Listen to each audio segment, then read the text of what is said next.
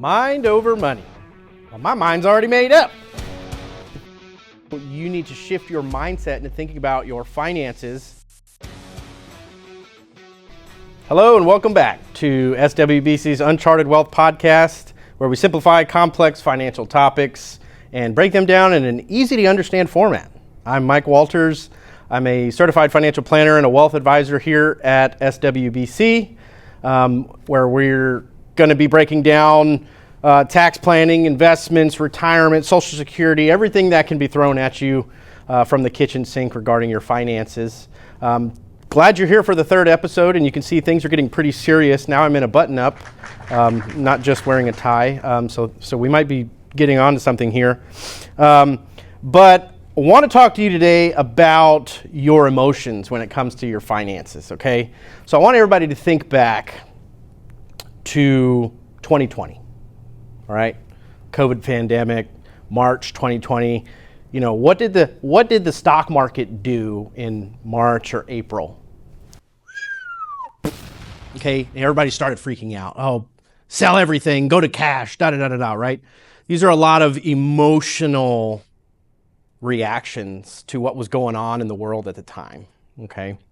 And that's kind of our theme today, is talking about how you need to shift your mindset into thinking about your finances and not letting your emotions control the decisions that you make. So we're going to jump right in today, and some of the things I talk about today are going to be referenced from a book I actually read last year called The Psychology of Money by Morgan Housel. You might have seen it already in my stack of education here in the previous episodes. But some of the things I talk about today, I'm going to be referencing from that book as I think it's awesome. And, you know, we don't get paid for anything for recommending this book, but if you are a reader and you enjoy learning about finances or, you know, how they intertwine with psychology, it's a great pickup, right? So jumping right into the emotional drivers of what drives, like what moves you when it comes to your financial decisions, okay? And the first thing is fear and greed. Okay, now market cycles, and when I say market, I'm talking about stock markets, bond markets, really the economies that are moving investments. These markets cycle between fear cycles and greed cycles, back and forth, back and forth, back and forth, okay? Now, the best and worst investment decisions always come from an emotional response, not necessarily a logical response. And that's where Housel points to, you know, financial success is not a hard science, okay? It's a soft skill. And where you behave is more important than what you know, okay? So knowing how the markets move, what's that saying? Warren Buffett said, be greedy when others are fearful and be fearful when others are greedy, right? That's appealing to being a contrarian to what everybody else is doing. And that kind of speaks to these market cycles going between fear and greed, you know, reacting to what's going on emotionally, right? So like when COVID happened and the markets tumbled, everybody starts freaking out. Oh my God, the world's going to end, right? No, it's not going to end, okay? It's just the whole world economy kind of just stopped, and, you know, companies stopped getting the revenues that they were used to, and people stopped making their rent payments, and, you know, this, that, and the other, and it caused the stock market to basically tumble quite a bit. And people see that and think, oh my God, my retirement savings is gone, and, you know, and they start wanting, oh, I need to sell to cash, this, that, and the other. Those are emotional responses, okay? Now, another emotional driver is what people call FOMO. Fear of missing out, not YOLO, FOMO, fear of missing out, okay? And the best example of this just happens to be also during the whole COVID pandemic with all the cryptocurrency and the meme stock craze, right? You know, did you buy GameStop? Did you ride that roller coaster all the way up? Well, if you did, you probably rode it all the way down too as well. So fear of missing out means, like, oh my God, these people are making so much money, you know, investing in these meme stocks or these tokens, these cryptocurrency coins that most people know nothing about. right? But they see other people making money off of it, or they're oh man, look at this stock I bought, look at this coin I bought, look how much it's gone in a day or two, and they want to jump on that bandwagon. Okay, so that's another modern example of how that comparison and scarcity mentality is driving your financial decisions, which again is not what you should be doing. Okay. This is similar to, I don't know if you've ever heard of Keeping Up with the Joneses. You're looking at your neighbor, they've got this fancy new boat, or they're got this nice house, or they're doing all these things, and you're like, oh, I want to do the same thing. I want to do the same thing, right? Fear of missing out is, it's what drives most people into debt.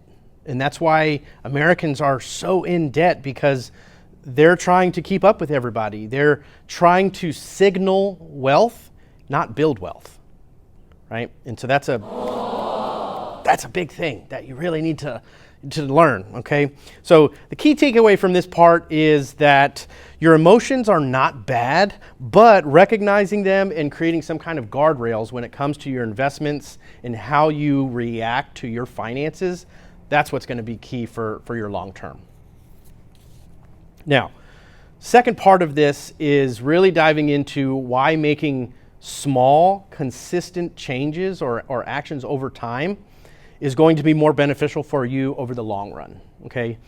And the most powerful way to show this is with something called compound interest, right?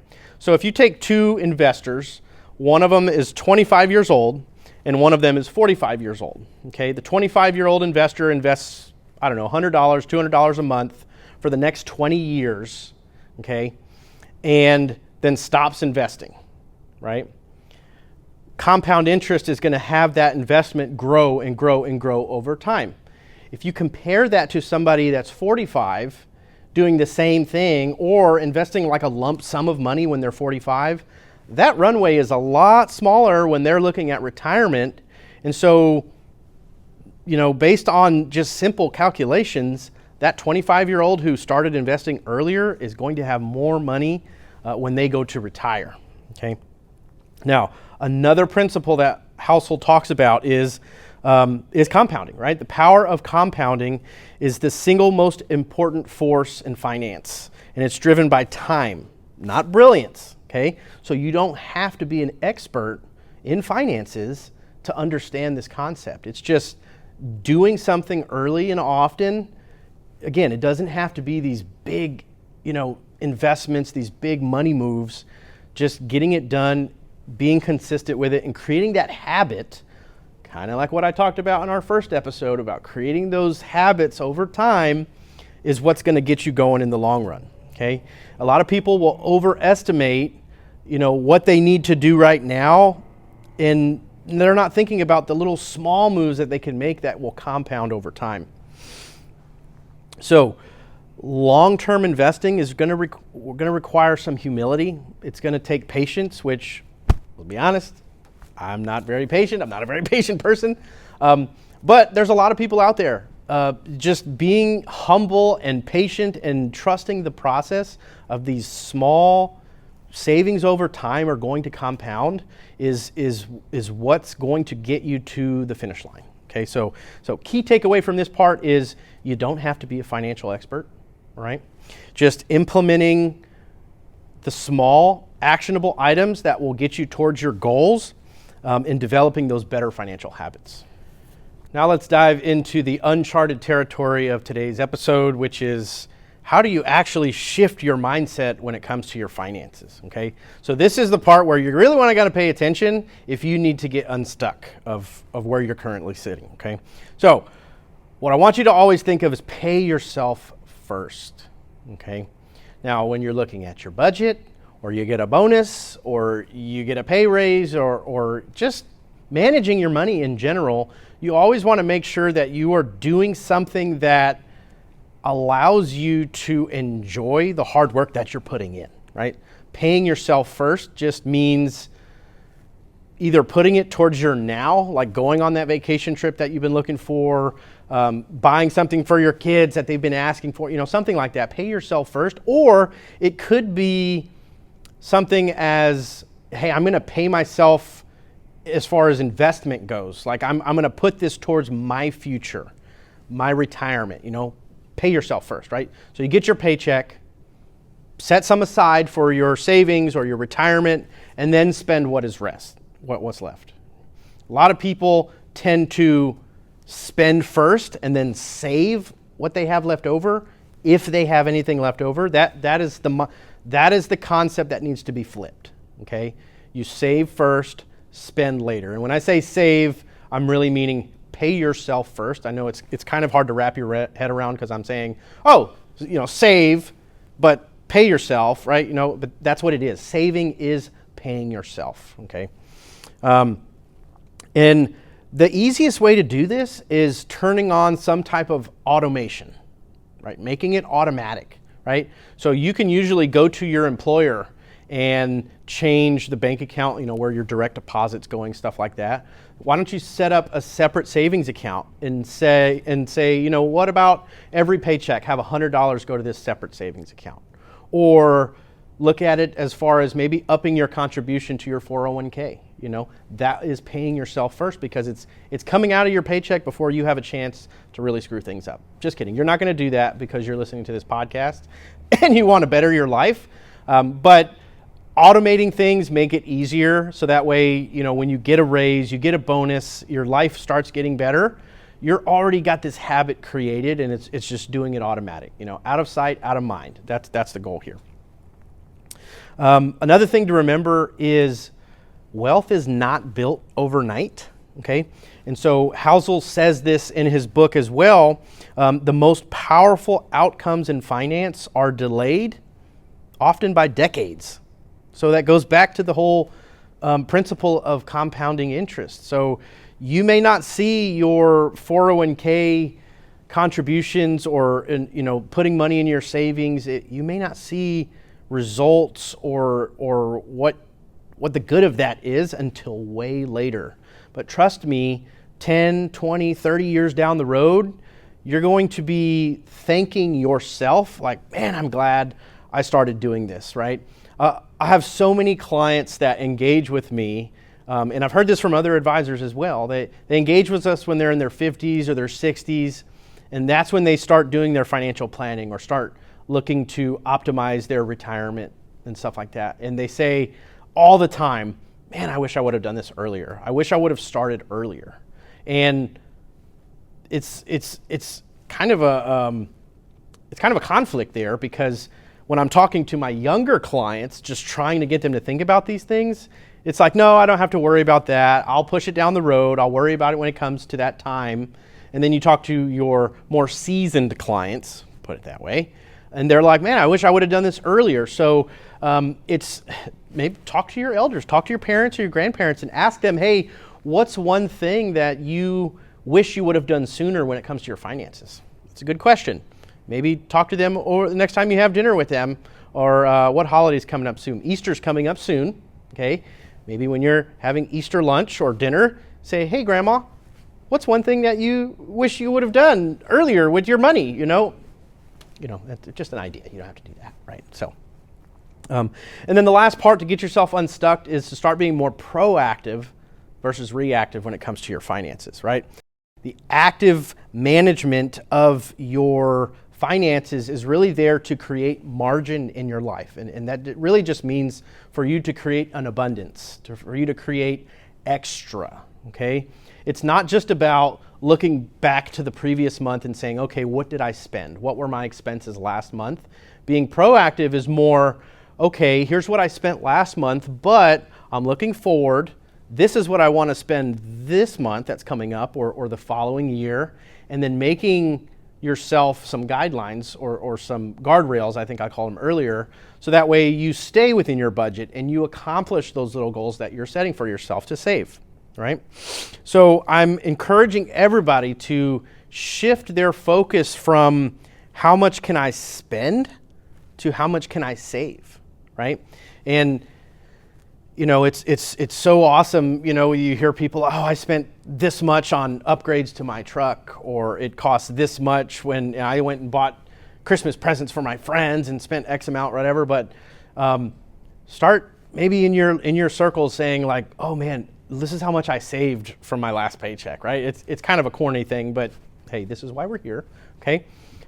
Just shift the mindset. Be a saver and not a spender. And so the takeaway for this Uncharted section is to, in order to change your financial future, it's going to start with changing your mindset right now versus waiting until you cross the bridge.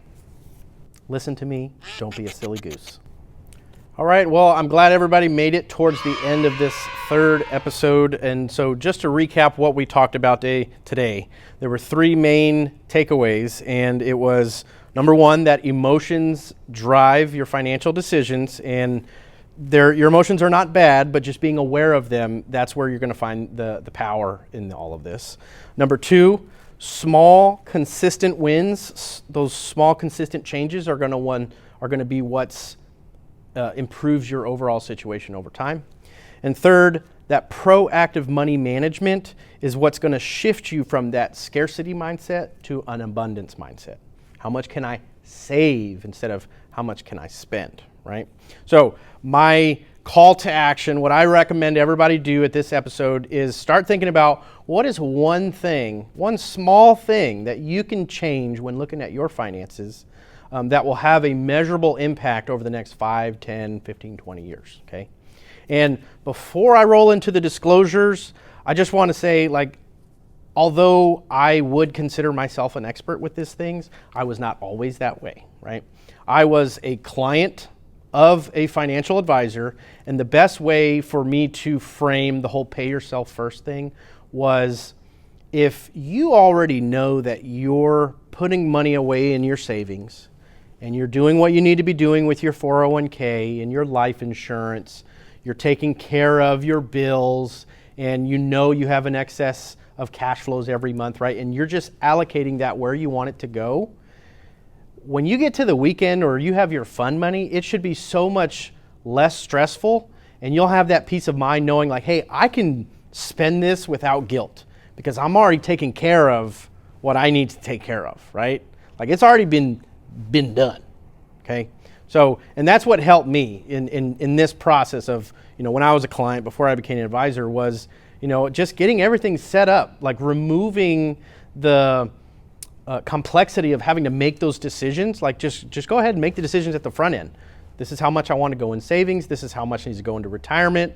Make sure we have our insurance and our risk properly managed, okay? And then whatever's left over, you should be able to spend that guilt-free, no problem.